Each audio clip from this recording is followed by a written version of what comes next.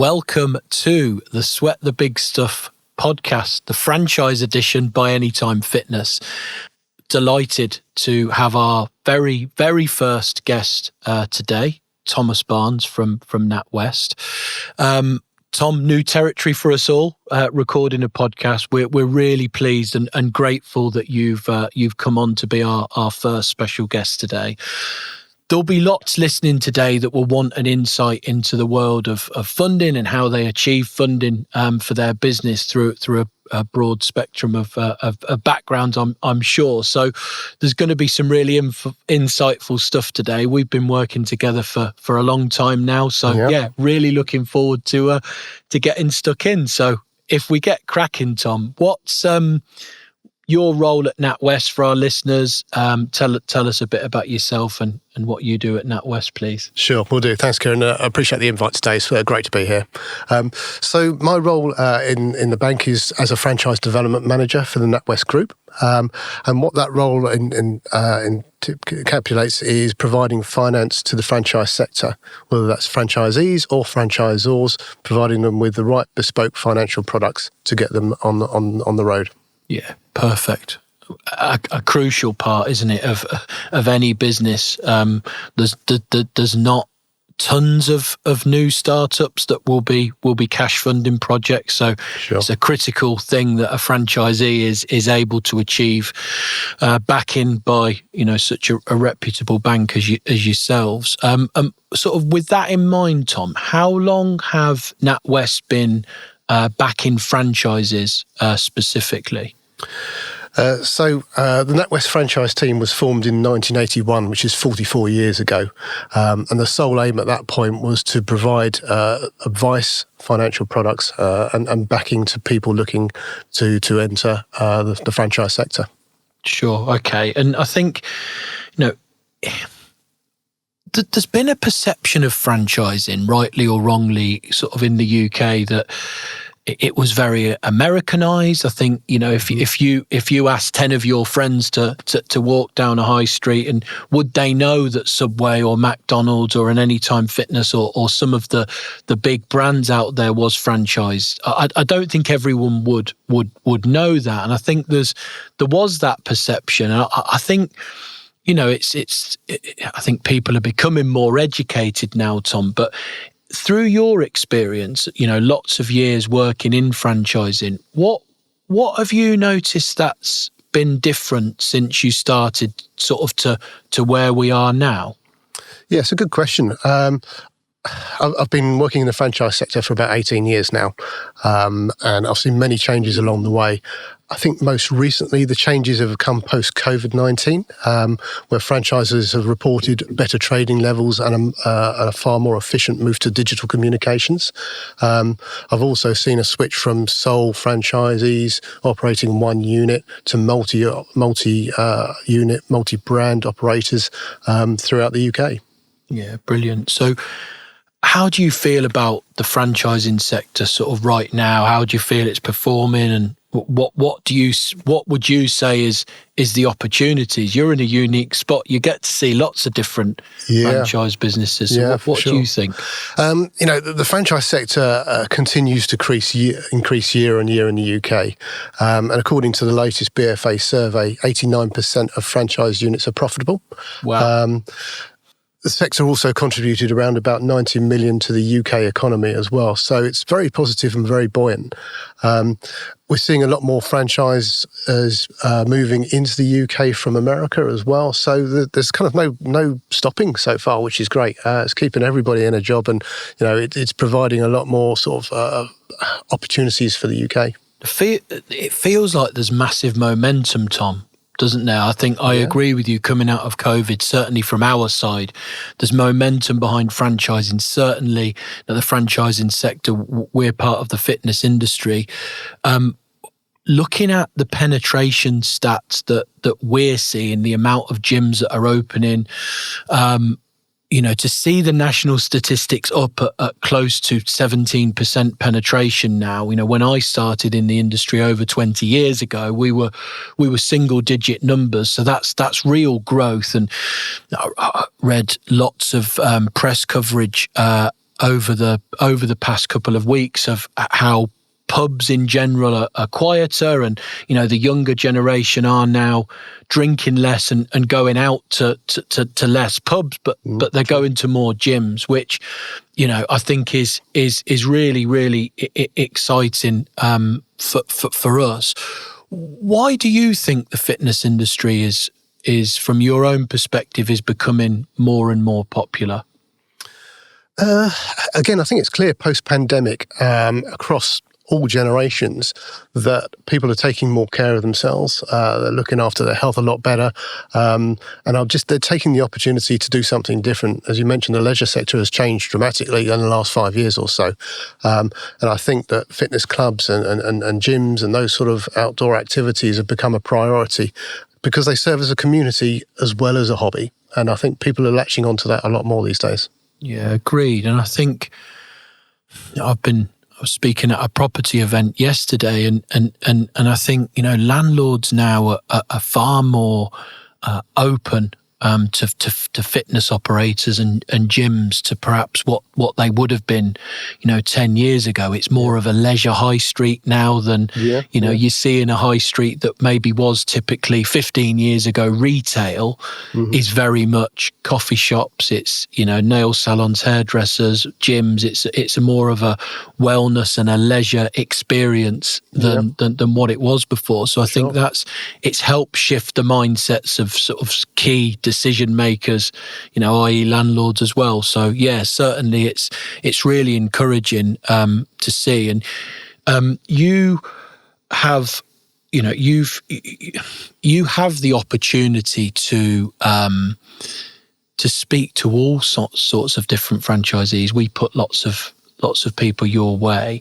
What are the common themes that you're seeing with the types of people that are looking to invest, Tom? What's the common factors?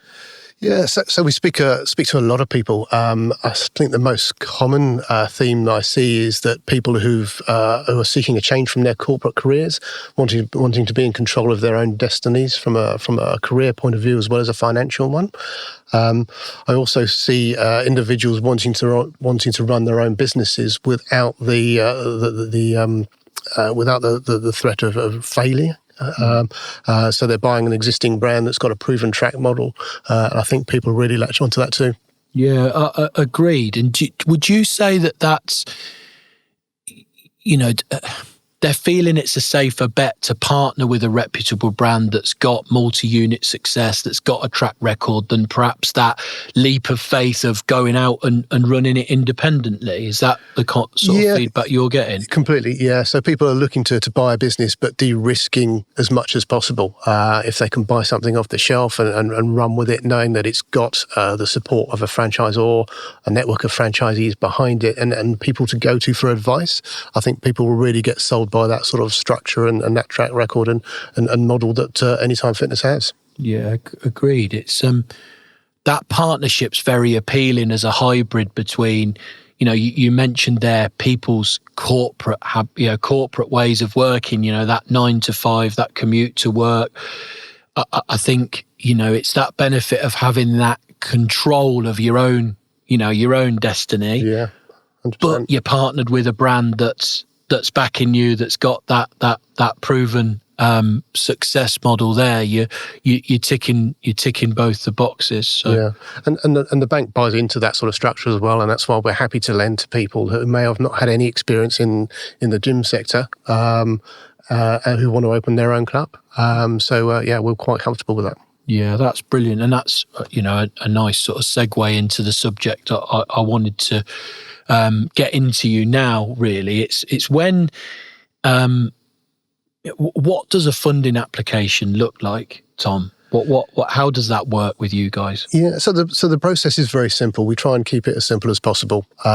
So we request a business plan and financial projections up front. Yeah. We also ask for some personal financial information as well, just to get an understanding of who the individual is and their kind of their wealth and position at that time. Once we receive that information, I conduct an initial assessment, a bit of a desktop review, just to see that the numbers look okay. And then after that, I introduce the franchisee to a relationship manager who would be their point of contact to move forward from there and into the future. Their job is very much to put an application together and then submit it to my credit team. Okay, so what there'll be listeners that will be listening to this section, I think, with sort of really, really keen ears, and they'll be thinking about, their own different personal circumstances of whether it's a case of, I've worked in a corporate role my whole life and this is my first leap of faith into a business venture, or it may be that they've ran multiple businesses, either independently or with another franchise operator. How would you view their circumstances, Tom, differently? How would that be looked at when you're reviewing a funding application? Previous history is not always important when it comes to financing a franchise application. Sure. We're buying very much into the franchise. We know and we have relationships with a lot of franchisors, so we know their models inside and out, their success rates, and our opinion of that franchise. So we're buying very much into the franchisor as an initial point. The person that's applying for the finance can be trained to run the franchise, and as long as we're comfortable that the franchisor can do that and they've got a track history of doing so, that sits very comfortably with us. Excellent. Yeah. And I know from my own experience that we have regular check-ins and you'll request information from the brand of how the pre-sales are going and how we're performing overall as a network. And, you need to stay comfortable with that as a lender to make sure that, that reputation over the number of years we've worked together is something that's continuing to grow to make sure that comfort level's there. That'll be key to you, won't it? Oh yeah, 100%. Yeah. We have regular reviews just to ensure that the networks that we bank, the franchisees that we bank, are performing how they said they were going to, etc., and see whether people are hitting their numbers in line with the plans they projected. Sure. Yeah. Perfect. Well, so again, if I'm a new franchisee, or I can ask this in two ways, I guess. I think it's a key one to explore. If I'm a new franchisee, or I am an existing franchisee that's looking to fund a second, third, fourth, or into the double-digit projects, are there risks that I should be considering during a funding application? Are there any pitfalls? Are there any things that I should really be thinking about that could? There's always a risk, clearly, from the bank side and as a franchisee position as well. All I would say to a franchisee is just being open and honest. Tell us about your situations. We can give best advice on the back of full information. Clearly, franchisees need to operate and run some due diligence for themselves, and make sure they're aware with who they're working with. Speak to franchisees, get into the network, visit the clubs, etc., and make sure they know what the model is. Meet the team, meet the anytime team. Make sure they're comfortable working with the individuals, because that's a big consideration. But from the bank's perspective, we'll hold your hand through all the process and make sure we give you good advice to help you with your due diligence, whether that's recommending solicitors, BFA accredited solicitors, etc., to go through your franchise plan, or an accountant, for example, to keep you on track with all your numbers. But we'll help you with all of that. I think you really touch on two there at the end, critical points. We get franchisees in from all kinds of different backgrounds, from a franchisee that's ran over 100 units with some of your big major franchisors in the UK, to someone that's taking their very first investment. Mm-hmm. And there will be people listening that will be thinking, I'm talented, I can run a gym, I'm passionate about the fitness industry, I can get in there and make a difference. I'm reasonably business savvy, I've got the capital, I've got the money to be able to invest, but I've never written a business plan before, and that sounds a scary prospect. What comfort could you give them, Tom, that the process isn't scary with you guys? We're pretty nice guys. We're very sort of laid back, and we'll work with all different types of characters. But ultimately, when it comes to starting a funding application, all the advice would give is just start it earlier than you think. It takes some time to put everything together. Anytime produce a really good business plan that we've seen many times before, so the numbers are very familiar with us. We know where to find the right sort of information in the plan, etc. But take some time to write it. When you're looking at the funding application, whilst the franchisees are going to be guided by Anytime Fitness staff, just make sure you're not looking to overborrow, or more importantly, underborrow. Get your numbers right. Talk to everyone that you need. It's also a good thing to consider sort of your personal requirements within the business plan as well. If you've come from a corporate background, you may have a monthly salary and you've had a very good lifestyle. Yeah. In the first year or two, you're not potentially going to have that of running a gym. It takes some time to build up your business. So it's always really important to make sure that you've got ability to cut your cloth where you can when you're going into a new business, because potentially you may not have the income that you had. And I think. Make sure the franchise, will complement the work-life balance that you're looking for as well. And I think that's really important. It's got to be enjoyable. You don't want to be stressed. You're always going to have an element of pressure on you at the start just to get things up and running. But ultimately, the more effort you put in at the start, the journey should become a lot easier. Yeah, totally agree. I think it's important that a franchisee of the future that's looking to partner with ourselves or any franchisor for that matter understands the time requirements and understands how they're going to financially fund the project. So on a subject there of sort of one of the points that you raised, Tom, how has it looked on from NatWest's point of view, if a franchisee is looking to replace their corporate role to come in and be involved with franchising full time and take a salary out of the business? What considerations are made from you guys for that? Yeah, it's a good question. So we're going to be looking at what a franchisee potentially has earned in the past through the corporate life, etc., and ask them what sort of level they're going to be looking for in the future. Yeah. Someone that's earning, £100,000 might not want or need that level of income running their own business. There's a different corporate sort of package available in that sort of world. So we will ask some financial questions about, what sort of monthly income they'll need to claim from the business, just as a bare minimum, and also potentially what other incomes come into the household as well. So whether, there's a partner that has an income, whether they've got property investments, etc., that will generate an income, because they may not need to draw a salary from Anytime for this first year or two, etc., which just helps inject funds back into the business and keep the cash flow alive. Yeah, exactly. If they want to, though, and they need to draw a salary, that isn't something that's frowned upon. It's no, of course, careful consideration given to that. We've all got bills to pay, so it's not a problem at all. But we just want to make sure that they're drawing the right level rather than being excessive with it. There's no champagne and sort of Ferrari lifestyle in the first year, unfortunately. They're drawing out a big chunky salary, and then there's a Ferrari on the drive. That's of course important that the funds are attributed to the right elements of growing the business. Exactly. Perfect. Okay, amazing. So I think these are really good subjects to get into. I think if we get a bit nitty gritty, Tom, now around the packages that you offer, because I think one of the common things that I know people will be thinking is security. Do I need to provide security? Do I or don't I? What level of security? What is the value, the valuation that you'll put on a property? So to sort of get into that conversation, it might be just worth you telling us the sort of packages and funding options that you guys offer, if you wouldn't mind. Yeah, of course. So NatWest offers a fully bespoke funding package for franchisees.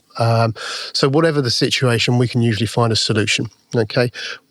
Whether that's unsecured borrowing or fully secured borrowing with a property, or somewhere in between, and a blend of both of those. We'll find the right way of funding it. If someone doesn't have a property to secure against, or they don't have equity, or their mortgage company won't allow charges on their home, we can work around that by using the government's growth guarantee scheme. It's a way of getting money to franchisees to start their businesses who can't or are unable to access traditional funding schemes. So I've got really good awareness of the GGS scheme, and we know how many people it's really helped to open their first gym with huge success. In terms of criteria around that's eligibility driven, isn't it? You have to be eligible to 100%. Yeah. Apply for that loan. Yeah, so not everyone is eligible for it. The government are quite strict with their rules about who can use the scheme. We have to get it signed off before we can put a package in front of our credit team to make sure we've got the right people applying for the right type of finance. So we're very cautious about it. It's not something you can just choose to have, unfortunately. If you've got assets, you're asked to put those towards the bank to support your loan first. And if you don't, then that's where you can potentially look at the scheme.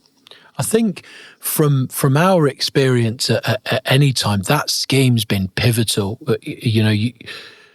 We've had a look at the last 10 loans that were approved through you guys, and we're at a high percentage of GGS. It's been really key that scheme to get franchisees that maybe in the past have looked at it and said, do you know what, I haven't got enough equity in a property. I've got some capital here that would be enough if I could achieve 70% funding as an example, but actually I've not got enough equity in my property, and that's a barrier that I can't open a gym or I can't open a franchise business. I think it's really removed that barrier, Tom, hasn't it, having this scheme in place? Yeah, indeed. It's an extremely popular scheme. We use it a lot in the bank, especially for franchising. I'd say 8 out of 10 may use it for different reasons. So we're very comfortable in using it. We've got the skills, we've got the ability to use it, and we're good at putting the right package together for the franchisees. As I say, sometimes it could be a mix of unsecured, secured, and GGS financing. Everybody's very different when it comes to their circumstances, and we'll find a way to do it. We've had hybrid examples of that, haven't we? Indeed, through Anytime Fitness franchisees, and it's been amazing to look at a combination of those packages to achieve ultimately the funding they need to get to in the end. I think could you tell our listeners about the occasions where you may look to offer, a level of unsecured funding? Is that something you guys are still open to doing? Yeah, very much so. Unsecured borrowing is there for people who've got, an asset base behind them, etc. There's no magic figure, but we're talking sort of terms of up to 100,000 unsecured for the right individual. Sure. Clearly, we want to make sure that, if we're lending that sort of style, someone's got the ability to repay us if the business stopped trading or there was an issue. So we will need to assess those very thoroughly when it's unsecured. Secured borrowing is always the strongest way forward for a franchisee to put towards a bank to say, here's my cash, here's my property, and I want to borrow some money with that. We're more likely to say yes in that sort of scenario than someone who's going to ask for a very big sum of money on an unsecured basis, clearly. Thanks, Tom. I think just to sort of wrap up the funding packages, I think you've explained really well, and it will be great insight for the listeners around those different kinds of ways they can fund their project. Clearly, NatWest look favourably on a franchisee that's able to put forward security and demonstrate the cash. Are the I know each circumstance will be different, but are the interest rates are looked upon favourably in that respect too? Yeah, for sure. So, we're a bank. We're all about lending money but also making sure it's lent on responsibly, and risk comes into that. Clearly, if someone's got a property, they're willing to put that forward as security behind the loan, they're going to get a beneficial rate compared to an unsecured loan where the risk is much greater. Sure. Yeah, makes sense. Yeah. Every deal will be risk assessed on its merits and based on the candidate that's put forward. But I think what's great and what I get from that and the experience I've had with working with you guys is that there's a way to fund projects. There's appetite from you guys to fund projects. You've been really proactive with our franchise network and leading nicely onto some success stories that I'm always keen to talk about. And there's been many. It's been 2024 was an amazing year for Anytime Fitness, new openings, and we've started really strongly in 2025. So any successes that you can talk about that come to mind, Tom? Yeah, for sure. Yeah, so we had a really successful 2024, similar to Anytime, and what that led to us was being awarded some awards recently at the British Money Facts Awards ceremony for 2025, and we were awarded the best business bank, the best startup bank of the year, and most importantly, the best franchisee banking provider. So we're really chuffed about that. Especially the third one will definitely prick some ears. Huge congratulations, and I'm sure that meant a lot to everyone at NatWest. So yes, success all round. I know there's been the projects that you've looked at is everything from resales. You've done some quite chunky projects in London, haven't you? There's been some big London openings, and we have. What type of franchisees are you sort of seeing?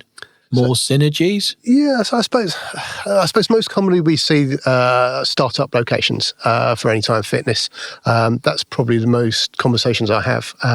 But more recently, we're seeing more opportunities for existing franchisees to do joint ventures and open larger flagship stores around the country. Yeah. And that's something that we're really keen to get involved in as well, because they're operators that have been successful in their own locations. They're coming together and opening bigger and better ones, and that again that de-risks the transaction from our point of view when someone's got the ability to open a second or a third location.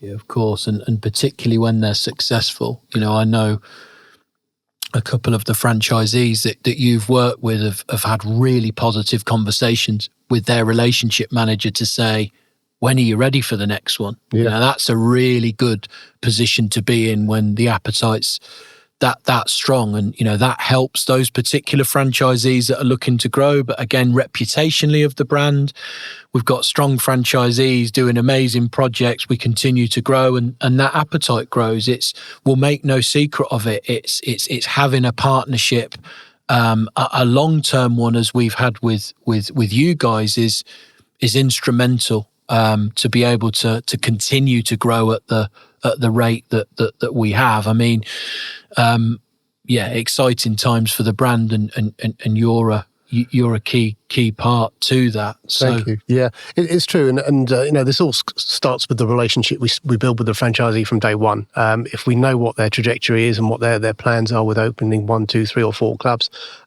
we can give them best advice to get to that end club number. Yeah, exactly. And I think, Tom, we're always really appreciative of the effort that you put in towards Anytime Fitness as well. We've been to multiple different events and discovery days, both digitally and physical spaces. We're at the CBRE office. You've come to our new office in Victoria, franchise exhibitions. I think I work with your colleague Kate on a Q&A. So I think there's real synergy between the brands, and we want to be part of your success story and growth moving forwards as much as you are with us. So leads me nicely on to sort of just getting some advice from you, or more advice from the listeners more than anything. So if I'm a prospective franchisee and I'm sat listening to this and I'm thinking, I want a piece of that pie. I want to open the next Angel, Brixton, Putney, Bermondsey. I want an Anytime Fitness that looks like that. What advice would you give them if they, are thinking about, jumping on board with Anytime Fitness and then preparing a funding application? What would you tell them from your own perspective? Yeah, it's a good question, and it's something that we get asked about regularly. All I would say I'd recommend is firstly, do your own due diligence. Take time doing it. Make sure you speak to franchisees. Make sure you visit the locations, the different size locations, different around the country. And again, as I said before, speak to the professionals, so the accredited people like the accountants and the solicitors who understand franchising and the model, because it does make a difference if they're speaking the same language as the franchisor. But as I say, again, most importantly, meet the team, understand who you're working with. It's really important. And that's from Anytime, and also the banking position as well. Make sure you talk to the relationship manager and can understand exactly, what they're wanting and your ability to work with that individual. Because we're not just doing it for a week, Tom, are we? It's months and it's years, Yeah. Franchisees are signing a franchise agreement. They're signing leases of 10 plus years on their property. And I think that relationship's really important. I hear franchisees all the time in our existing network that will say, I'm in regular conversations with my NatWest relationship manager. I'm talking about what Project 3 would look like. Yeah. Talking about what Project 4 would look like. So those initial projections that get approved through that business plan, the advice, I think, as well is important that they get those right, because you guys will look at those, won't you? You'll go back and say, okay, we're 9 months in.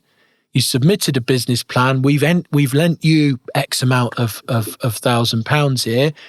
How are you doing against that? That's important, isn't it? 100%. Yeah. So from day one of assessing a business plan, we will come back, a year later just to see how you're doing against those numbers, and provide, support if necessary. The relationship managers will run something called a financial health check, usually on an annual basis, but sometimes more regularly, where they will ask questions about, how's the business performing? What are your short-term, medium-term, and long-term plans? So we'll go through sort of where people want to be in the future, as well as where they are today.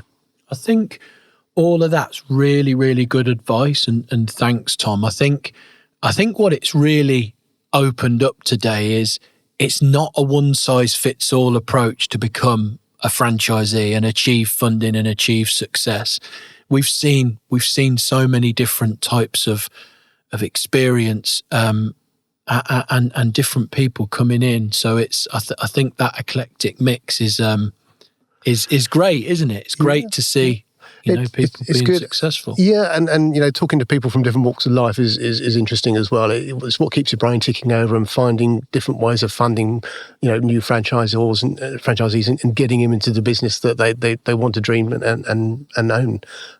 Anytime Fitness works really well with those sort of conversations, because whilst the core conversation about borrowing money and security and repayment of loans is all very similar between franchisees, personal circumstances are what make it different. Yeah, absolutely. I know we've had many conversations over the years working together where, there was a spike in interest rates, 18 months ago, which was a real concern. And I know we've joked with each other, and you'll say, I'm not an economist, but I'm going to ask you one of those type questions now, Tom, if you don't mind. So sure. I know you haven't got a crystal ball, so I'm not expecting a perfect answer, but I think I'm definitely keen, and the listeners will be, to just understand, where do you think where might the franchising sector be in 5 years? Where do you think it's going? Every year there's a continual growth. So I can only see the continual improvements. There's always going to be external factors like interest rate changes, wars in Ukraine and Russia, etc., and all sorts of things like that. So, it's all about getting down to the core business and running that well. Those those external factors are usually short-term blips. So if we can continue doing what you do best and what the bank does best by supporting its customers through these times, then that's a good success package. Yeah, fantastic. And I think it's time for us to almost wrap up now, Tom. And I think you've answered this really well throughout, and you've been an amazing guest, by the way. You wouldn't have known that this would be the first podcast that you've jumped on. And I think, I'm delighted that I know that the people that are going to be digesting this content is going to get some really easy and understandable information that will make them say, I can do this, and make it believable. Have that belief that I can achieve that funding. I can have a major high street bank to come on board and partner with. So you've been absolutely amazing. If you could sort of leave the guests with maybe one little nugget of advice to say, look, I'm thinking, I'm on the fence. I want to invest in a gym. I want to invest in an Anytime Fitness franchise. Other than what I'd love you to say is just go and do it. What would those small nuggets be if they're the listeners? I think plan and preparation is key. You clearly can't jump into something like this, and it does take a time to get the wheels moving, get everything secured, and get the doors open on your club. All I would say is start your conversations early. Be prepared to have some in-depth conversations when it comes to finance, and some honest conversations about what your plans are and how you live your lifestyle now, and how that may or may not change in the future. But don't worry about it. We're quite a friendly bunch. We'll have a conversation about what can be done and what can't be done, and we'll build something bespoke to the individual. So please don't be afraid talking to us. Come and have the conversation, and we'll see where it ends up. Amazing, Tom. Thanks for being so open today. My pleasure. You've been amazing, and thank you so much. And if there's a follow-up that can be done, I'm not sure, you might not be in a rush back, but we would certainly be in a rush back to invite you back on. Thank you. Thanks so much, Tom. I'll be delighted to. Thank you. Thank you for inviting me. Cheers.